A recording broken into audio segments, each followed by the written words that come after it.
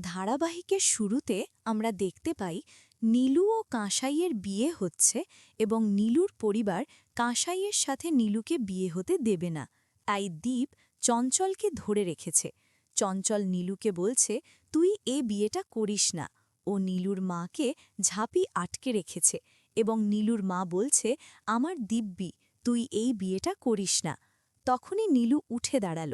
কাঁসাই বলল, তুমি উঠে দাঁড়ালে কেন? আমাকে বিয়ে করবে না তুমি? ঝাঁপি তখন নীলুদাকে বলো, তুমি উঠে দাঁড়ালে কেন? তোমার পরিবার তোমাকে কাঁসাইয়ের সাথে বিয়ে করতে দেবে না বলে এসব নাটক করতে? তুমি বিয়ে করো, ওরা তোমার কিছু করতে পারবে না, শুধু শুধু তোমাকে ভয় দেখাচ্ছে। চঞ্চল আবারও নীলুকে বলল, তুই যদি বিয়ে করিস তাহলে দত্ত বাড়ি থেকে তোকে ত্যায্য পুত্র করা হবে। নীলু বলে, তোরা আমাকে কি ত্যায্য করবি? আমি তোদেরকে ত্যায্য করে দিলাম। বাবা মা ছোটবেলা থেকে আমাকে যা বলেছে আমি সবই শুনেছি, শুধু একটা অনুরোধ করেছিলাম যে আমার ভালোবাসার কাছে আমাকে যেতে দাও। তারা শুধু বিষ খাওয়া থেকে আরও অন্যান্য নাটক আমার সাথে করে এসেছে। এবার যত নাটকই করো না কেন তোমরা, আমি এবার কাঁসাইয়েকেই বিয়ে করব। নীলু কাঁসাইয়ের হাত ধরে বলল, পণ্ডিত মশাই, মন্ত্র পড়া শুরু করুন। এ কথা বলে নীলু ও কাঁসাই বিয়ের মণ্ডপে বসল এবং নীলু কাঁসাইয়ের মাথায় সিঁদুর পরিয়ে দিল। নীলু ও কাঁসাইয়ের বিয়ে হয়ে যাওয়া দেখে সরকার বাড়ির সবাই খুব খুশি হল। দীপের বাবা দামোদর নীলুর বাবাকে বলে, বিয়েটা তো হয়ে গেল অবশেষে, এবার মন থেকে যদি আশীর্বাদ দিতে হয় তাহলে দিয়ে যা, না হলে সরকার বাড়ি হালকা কর। নীলুর বাবা বলে, এ সরকার বাড়িকে কিন্তু খুব পস্তাতে হবে একদিন। দামোদর বলে, সেটা পরে দেখা যাবে। দত্ত বাড়ির সবাই চলে যাওয়ার সময় চঞ্চল দামোদরের দিকে তাকিয়ে বলে, এ কথা সারা জীবন মনে থাকবে, এর প্রতিশোধ আমরা নেবই। নীলু ও কাঁসাইয়ের বিয়ের মণ্ডপকে কাঁসার বড় বোন চূর্ণি তুলে নিয়ে আসে এবং নীলু ও কাঁসাই বাবা দামোদরকে প্রণাম করে।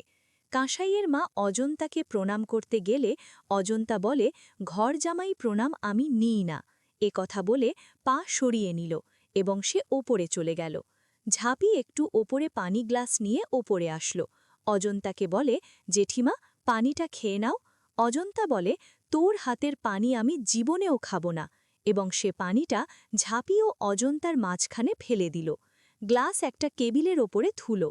ঝাঁপি বলল, কেন তুমি আমার সাথে এমন করো? তুমিও একটা মেয়ে, অন্য ঘর থেকে এসেছ, আমিও একটা মেয়ে, অন্য ঘর থেকে এসেছি। ঝাঁপিকে বলে, বাবানের বউ হিসাবে আমি তোকে মানি না, আর কক্ষনো মানব না। অজন্তা বলে, নীলু ও কাঁসাইয়ের বিয়ে দিলি যে তুই? ঝাঁপি বলে, তোমার তো দত্তবাড়ির সাথে কোনো শত্রুতা নেই, আমি শুধু দুজনার ভালোবাসাকে এক করে দিয়েছি, তাই তুমি আমার সাথে এমন করছো? অজন্তা ঝাঁপিকে বলে, তুই আমার থেকে আমার সংসার, ছেলে মেয়েকে সবাইকে কেড়ে নিয়েছিস। ৩২টা বছর হয়ে গেল আমি এ পরিবারের সংসার করছি। বাবানের বাবা যেটা আজ পর্যন্ত করেনি, সেটা তোর জন্য শুধু আমার গায়ে হাত তুলতে গেছিল। তুই শুনে রাখ, তোর বড় শত্রু এ পরিবারে শুধু আমি। ঝাঁপি বলে, যদি অন্যায় করে থাকো তাহলে তোমার শাস্তি হবে। তুমি যেমন এ পরিবারের সাথে লড়াই করছো, আমিও ঠিক এ পরিবারের সাথে জান প্রাণ দিয়েই লড়াই করব। এ কথা বলে ঝাঁপি নিচে চলে এলো।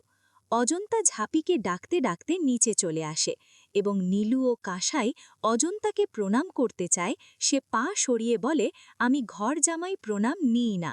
তখন দীপ তাদের দুজনার ঘাড়ে হাত দিয়ে বলে, জানিসই তো, মা অমনি করে। এবং নীলু ও কাঁসাইকে বিতান বলে, চল চল তোদের বাসর ঘরে নিয়ে যাই। সবাই তাদের দুজনকে বাসর ঘরে নিয়ে গেল। ঝাঁপি দীপকে বলে, আমাদের কাজ কিন্তু এখনো শেষ হয়নি। দীপ বলে, এখন আবার কি কাজ রয়েছে? ঝাঁপি বলেন, এ বাড়িতে জামাই হয়ে থাকবে না যদিও তাকে, তাহলে মা শুধু ওদেরকে অপমান করবে, আর অপমান করার জন্যেই তো আমরা ওদের দুজনকে বিয়ে দেই না, তাই না? এবং তোদের জন্য আমাদের একটা ফ্ল্যাটের ব্যবস্থা করতে হবে এবং সেটা সাজিয়ে ধুয়ে আসতে হবে। দীপ তখন বলে, চলো তাহলে। ওরা গাড়ি নিয়ে বেরিয়ে যায় এবং বাড়িতে থাকা দীপের ঠাম্মি বলে, ওদের দুজনকে খুব মানাইছে। অপরদিকে অজন্তা সবার জন্য চা নিয়ে আসলো। দীপের ঠাম্মিকে ও দীপকে চা দিল এবং নীলু যখন চা নিতে গেল তখন ট্রেনটা সরিয়ে বলল, আমি ঘর জামাইকে চা দেই না, তুমি ভাবলে কিভাবে আমি তোমাকে চা দিব? এই বলে চাটা নিয়ে চলে গেল অজন্তা। দীপ তখন নীলুকে বলে, মন খারাপ করিস না। ঝাঁপি তখন ওপর থেকে নীলু ও কাঁসাইয়ের ব্যাগ গুছিয়ে এসে বলে, আমি থাকলে ওদেরকে এত কথা শোনাতে পারত না, শুধু ব্যাগ গোছাতে এগিয়েছিলাম বলে। এবং সবাই বলে, ওদের দুজনের প্রভাত হবে, একজনের জন্য বেঁধে থাকবে না, খুব আনন্দ করব আমরা। কাঁসাইকে বলল, চল তোকে সাজিয়ে নিয়ে আসি। ও নীলুকেও সবাই বলল, চলো তোমায়ও সাজিয়ে নিয়ে আসি। সাজিয়ে কাঁসাই ও নীলুকে নিচে নিয়ে আসলো। তখন কাঁসাই কান্না করে ঝাঁপিকে জড়িয়ে ধরল। ঝাঁপি বলল, কান্না করছিস কেন? হাসি মুখে সংসার করবি তুই এখন।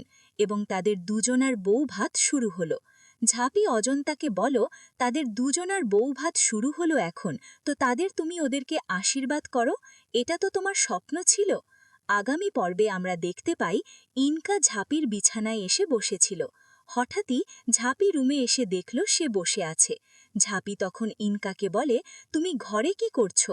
ইনকা বলে, তোর সব কিছু তোর থেকে আমি কেড়ে নেব। ঝাঁপি বলে, আমার থেকে তুই কিছুই কাটতে পারবি না। যদি তোর ২০ দাঁত দিয়ে কিছু করতে চাস, তাহলে তোর ওই ২০ দাঁত আমি গুঁড়ো করে দেব।